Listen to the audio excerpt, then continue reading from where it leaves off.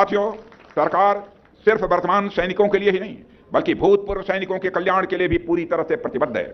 चाहे वह one rank one pension की बात हो, उनके लिए हेल्थ केयर कवरेज प्रोवाइड करने की बात हो, उनके री एम्प्लॉयमेंट की बात हो, या फिर उनके सम्मान की बात हो। हमारे वेटरन्स की वेलबींग के लिए हम हर संभव प्रयास के जो भूतपूर्व सैनिक हैं वो आज भले ही रिटायर हो गए हों, लेकिन एक समय पर वो हमारी सेना के जाबाज सिपाही थे। आज भले ही वह एक्टिव रूप से सेना में पार्टिसिपेट न करते हों, लेकिन अपने पूर्व सैनिकों की भी चिंता की। सरकार बनने के बाद वन रैंक वन पेंशन जो 30-35 वर्षों से हमारे पूर्व सैनिक जिसकी मांग कर रहे थे, हम लोग 70,000 करोड़ से अधिक वन रैंक वन पेंशन के अंतर्गत दे चुके हैं। मेरे बहन, करना हम सबका नैतिक और राष्ट्रीय दायित्व है और यह एक सुखद संयोग है। थल सेना दिवस मना रहे हैं और कल ही भी मनाया है कि हम अपने वेटरन्स के सम्मान को सैनिकों से भी आगे रखते हैं।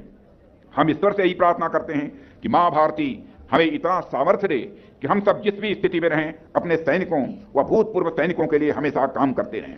देश में सैनिकों के प्रति जो जिम्मेदारी है वो बखूबी निभा रहे हैं।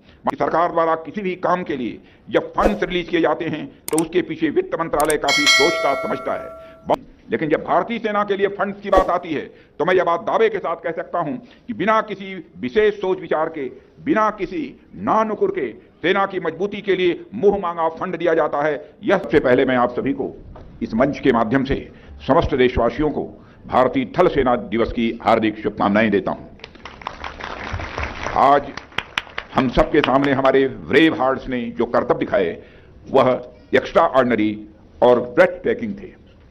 साथियों, पहले थल सेना दिवस पर जो भी आयोजन वह दिल्ली में ही किए जाते थे, लेकिन फिर हमने सोचा कि जब सेना में देश के अलग अलग क्षेत्रों से युवा जाकर जुड़ रहे हैं, अलग अलग हिस्सों से बेटे और बेटियां सेना में अपनी सेवाएं दे रही हैं, तो फिर थल सेना दिवस जैसा महत्वपूर्ण आयोजन का केंद्र सिर्फ दिल्ली ही क्यों हो।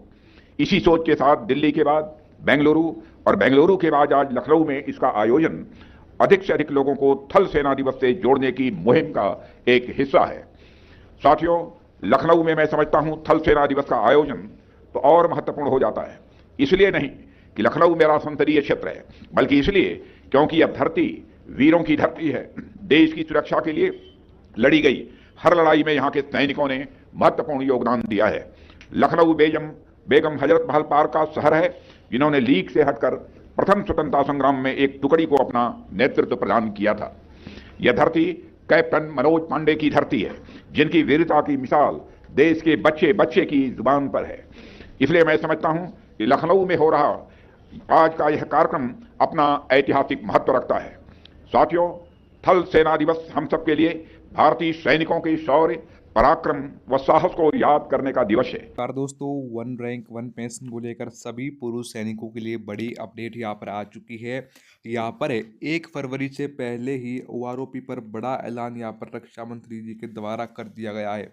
जैसा कि आपको बताया कि 1 फरवरी को जो बजट है वो यहाँ पर जारी किया जाएगा, तो उससे पहले ही, जी हाँ, 1 फरवरी को हमारे पूर्व सैनिकों को गुड न्यूज़ यहाँ पर मिल सकती थी, लेकिन 1 फरवरी से पहले ही पूर्व सैनिकों की डिमांडों को लेकर रक्षा मंत्री की तरफ से बड़ा यहाँ पर ऐलान कर दिया गया है।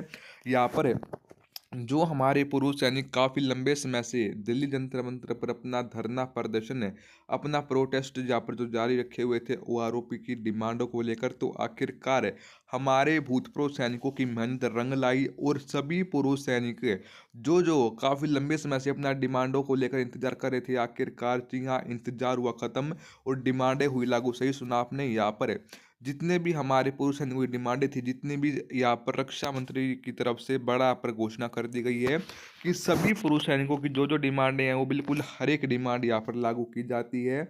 यहाँ पर 1 फरवरी तक बिल्कुल हर एक डिमांड लागू हो जाएगी। यहाँ पर काफ़ी बड़ा जो ऐलान है वो रक्षा मंत्रालय की तरफ से यहाँ पर कर दिया गया है कि अब जो हमारे पूर्व सैनिक हैं, पूर्व सैनिकों के सामने सरकार बिल्कुल घुटने टेक चुकी है, क्योंकि चुनाव हैं वो बिल्कुल ही नज़दीक आ चुके हैं। दोबारा से सरकार को वोट चाहिए हमारे पूर्व सैनिकों की। तो पूर्व सैनिकों ने यहाँ पर बड़ा ऐलान कर दिया था, जब तक अगर हमारी डिमांडें लागू नहीं होंगी तो फिर अब की बार चुनाव में सरकार को लाखों पूर्व सैनिकों की तरफ से बड़ा एक वोट की चोट, एक बड़ा झटका देखने को मिलेगा।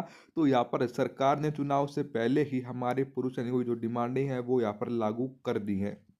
दोस्तों, इसके ऊपर आपकी क्या राय है, आप हमें कमेंट बॉक्स में बता सकते हैं। फिर मिलते हैं किसी नई अपडेट के साथ, तब तक के लिए सभी पुरुष सैनिकों को जय हिंद, जय भारत।